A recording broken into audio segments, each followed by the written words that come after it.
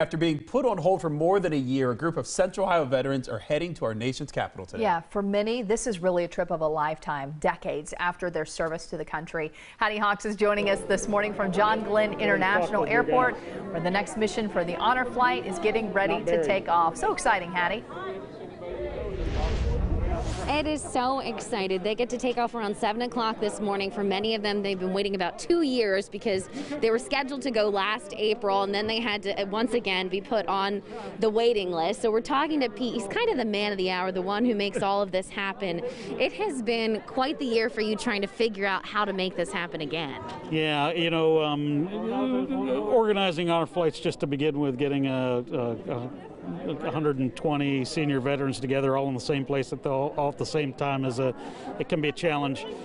Doing it during a pandemic it can be even more challenge. But we've got lots of great doctors, lots of great nurses, EMTs and paramedics, and people from all of these different fields of expertise that help us come up with plans that work. And you know, here we are. We're almost everybody's heading up to the gate. We're all here, checked in, right on time, and things are moving good. And having to wait a little bit, that is somewhat of a heartbreak for you, because you were saying most of these vets, they don't apply until they're very old. Yep.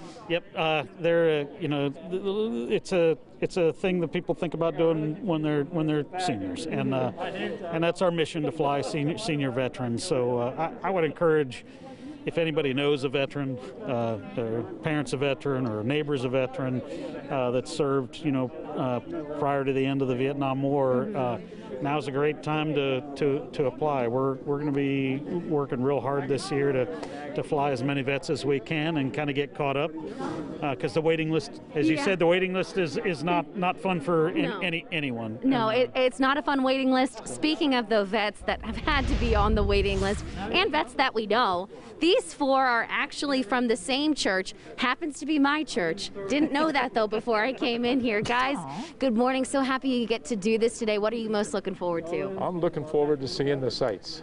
All the sights? Yep, and then just seeing all the men. All the men. And so this will be your first time getting to take a trip like this. What is that like for you? I think it'll be very, very moving. I'm looking forward to seeing the Vietnam Wall. I've got a few people to look for. Changing to the Guard. Anything to do with the military. Yeah.